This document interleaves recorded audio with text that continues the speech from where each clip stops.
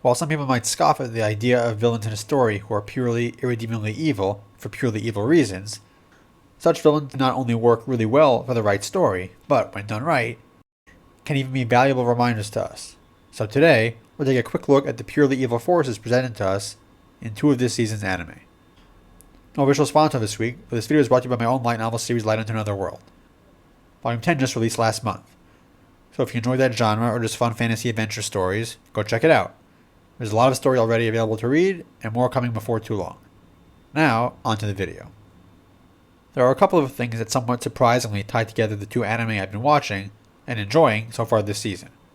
Goblin Slayer Season 2 and Frieren Beyond Journey's End. Today though, I wanted to talk about one of the more interesting things to me that they have in common, largely because it's something that you don't see as often in fiction these days, especially fantasy, at least in the mainstream. That being depictions of pure evil. And to be clear, by pure evil villains or antagonists, I'm talking about ones that have no redeeming qualities at all, and not with motives that could be seen as simply misguided. We're talking pure evil, seeking only to do harm for base personal gain and reveling in the evil that they do. Both of these shows feature an adversary that is very explicitly defined in universe as being completely evil with no chance of redemption. Entire species who are heroic characters despised and believed should be eradicated and killed on sight. Species which, in the context of these shows, is made very clear to us, the viewers, are objectively as bad as our protagonists believe, and that their prescriptions for dealing with them are completely correct. I'm obviously talking about the Goblins in Goblin Slayer and the demons in Frieren Beyond Journey's End. But what exactly makes these species so evil? And why is it important to feature villains like these?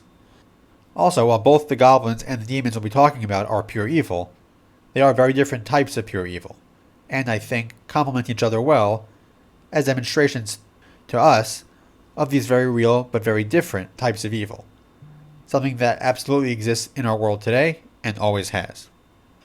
As a quick disclaimer, no, I will not be providing any specific real-world parallels in this video, both because it isn't the point of it, and because different people view different groups, both past and present, differently.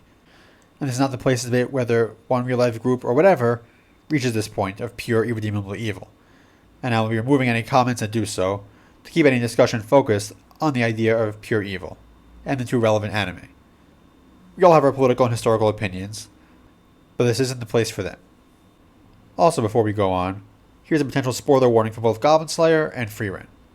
I don't intend on spoiling anything specific, but the nature of the topic may require it, and they're both shows that I recommend you watch as blind as possible, because they're great.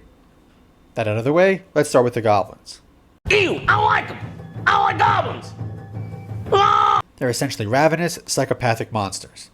They do not build, but only destroy, plunder, kill, and rape.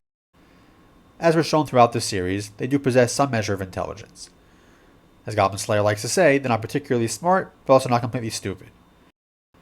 But while they are capable of using strategy and adopting new, improved tactics, especially when led by a more intelligent leader, they are still at their core acting on their basest instincts, and can't really control themselves, or perhaps they do not wish to control themselves.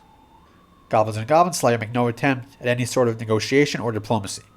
In fact, it appears that the vast majority of them aren't even capable of communicating with other races.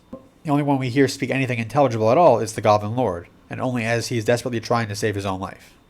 In a way, these goblins are almost like a force of nature, except where something destructive like a tornado is simply an inanimate, amoral, unthinking force, the goblins are actively malevolent, and enjoy the suffering that they cause to their victims. Thus, they are a very easy thing to understand being pure evil, and Goblin Slayer's first season bookends itself perfectly to show this. From the violent, savage events of Episode 1 to the Goblin Lord's flashbacks in Episode 12, where you saw his reaction even as a child goblin to one who showed him mercy, and what he later went on to do. Not to mention using abused hostages as literal human or elven shields. They can't be reasoned with, are rotten to the core, and thus, like any rabid animal, need to be eradicated for public safety. The biggest challenge in that universe is simply that many people don't see the goblins as the pervasive threat that they are, something which enables the goblins to grow in strength to the point where they are a huge threat. However, what if they were just as evil, but smarter, and more clever about how they went about it? We saw the Goblin Lord attempt to be so once, but for several reasons, he failed utterly. If they could, though, we'd have something more like the demons in Frieren. These are demons. It's what they warned of. It's what we're dealing with. They're demons. These people are not frickin' humans, okay? One thing worth getting into briefly before discussing Frieren's demons, though, is something interesting that I noted while watching the show. I don't know if this is canon, but I theorized that the demons there were once much more like the goblins in Goblin Slayer. Very obviously vile, violent, and evil, not worth even trying to reason with. But over time, as they were defeated again and again, they came up with a new way to overpower and destroy others for their still equally malevolent means. My main proof for that is Qual.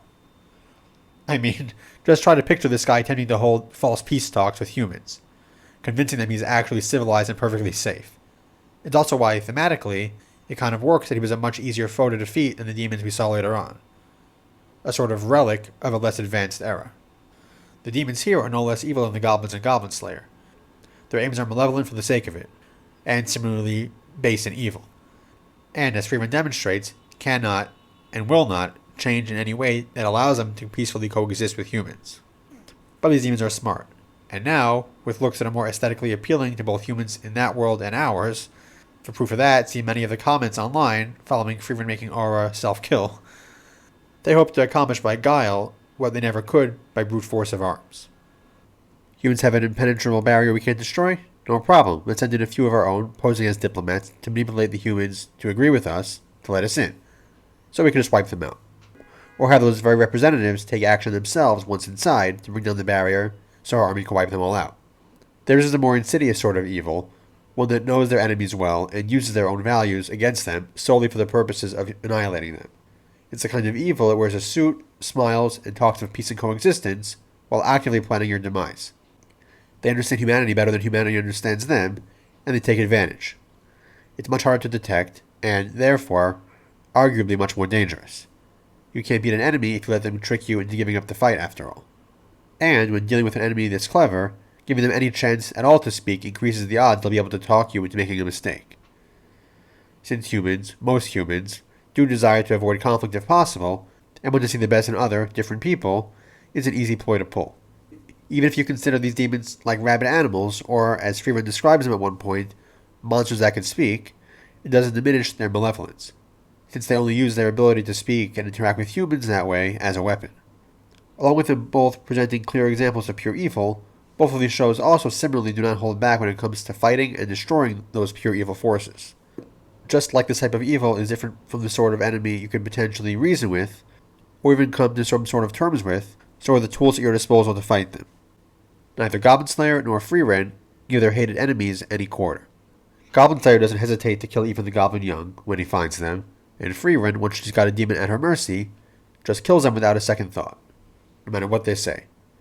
Is this a very harsh approach to fighting that makes some of us, especially those of us raised in the current year in Western democratic countries, feel uncomfortable? Absolutely. But it's also the only option at times, and something that is, in those contexts, explicitly shown as the right thing to do. True, pure evil is like a cancer. You can't let it take root, or it'll quickly become too late, and you must eradicate every trace of it to ensure your survival. With the goblins, we see the former. Leaving any alive just gives it a chance to learn, adapt, and resume spreading. With the demons, we see the danger of letting it in, and letting it metastasize and destroy you from within, before you're even aware of what's happening. There can be no coexistence, and attempting to coexist with evil only forwards its aims. Pure evil is real, and if it is to be defeated, totally destroyed, it has to be fought in an uncompromising way, as we see in both of these shows.